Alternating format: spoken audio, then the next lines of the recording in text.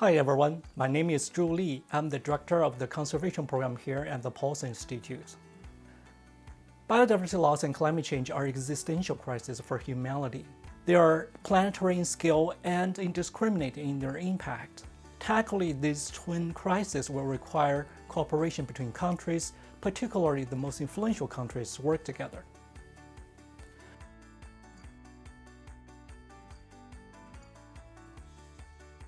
Despite political tensions that dominate the news headlines recently, there is still room for collaboration and mutual learning in the space of climate change and nature conservation between different countries. Of course, we're very clear-eyed about the fact that some particular technologies and know-hows are proprietary and therefore politically sensitive. But innovative ideas and practices don't have to be. For example, the US has well-established and widely admired national park system, and China has embarked on a very ambitious journey to create its own national park system. The Paulson Institute played a very instrumental role in helping inform the overall plan of China's national park system and build capacity of relevant policymakers and park managers through exchanges and mutual learning between the two countries. Now that climate change is affecting the natural resources, ecosystems, visitor experience, and even facilities. So it's critical for us to understand the climate vulnerabilities of national parks and try to incorporate climate change adaptation into the operation and planning of national parks. National parks' risk exposure to climate change is real and pervasive, irrespective of where they're located and what a political or socioeconomic system they operate in. Given this shared challenge, I believe national park managers and relevant policymakers will only benefit by learning from each other and sharing the best practices in terms of understanding, anticipating, and addressing these emerging new risks. For another example, Spartina grass, also known as cordgrass, was introduced into China in the 1970s to help protect and stabilize the shorelines. It proved very effective in preventing erosion, but at the same time, it turned out to be invasive, encroaching upon other ecosystems and habitat for wildlife, including migratory birds. Here in the US, the state of California has had its fair share of mishap with this invasive species and has developed very effective methodologies to remove the cordgrass. So this was why a few years back, we helped connect the practitioners in California who had experience of removing cordgrass with the natural resource managers in China's coast cities to pilot Spartina grass removal. So I believe pragmatic and solution-oriented knowledge sharing and cooperation like this will continue to have a role to play in the future.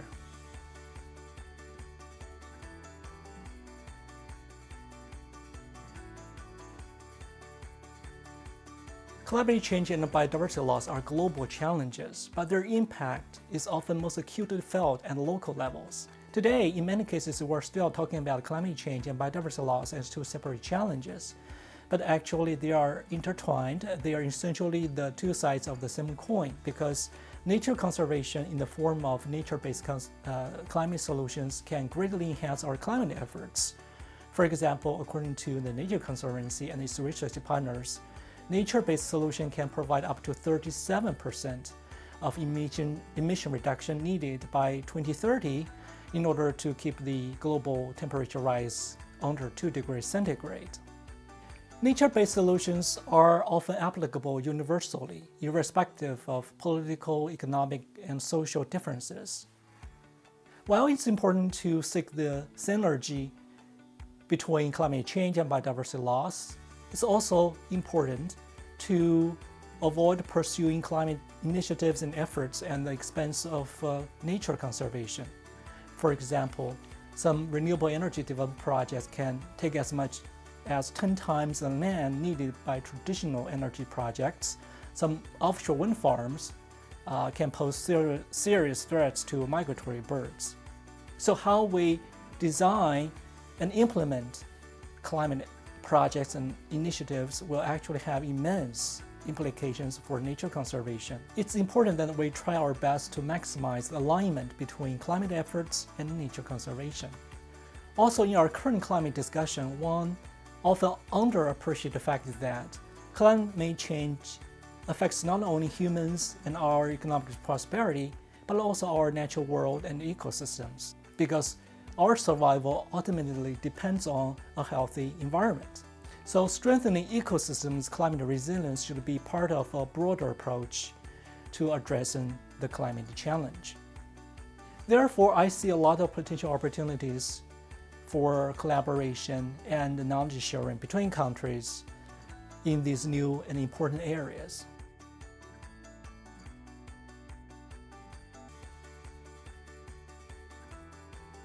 Most recently, we have focused on maximizing the alignment between climate change and nature conservation.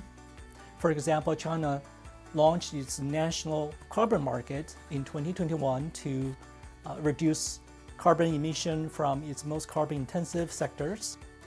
And we're now working with our US and Chinese partners to introduce new mechanisms through which nature-based carbon credits can be used to offset some of the carbon emissions from those sectors, and also a portion of the proceeds from the auction of the emission allowances can be used to support nature-based climate solutions and projects.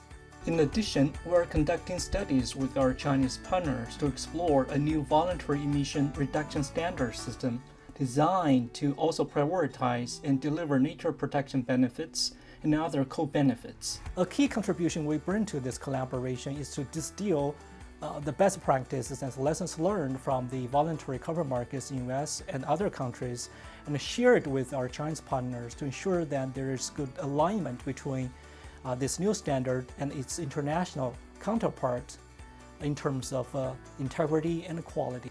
This year will be the 10th anniversary of the Paulson Prize for Sustainability, and we are proud that through this prize we were able to seek out the Chinese innovators in the space of green development and nature conservation.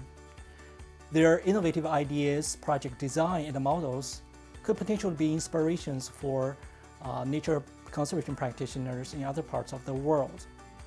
This also drives home the message that exchanges, cooperation by definition, are a two-way street. While US will remain a frontrunner in many areas of conservation and climate change efforts, new ideas, best practices are also emerging in China. And I think we have reason to believe that some of these ideas and practices will also flourish in many other parts of the world.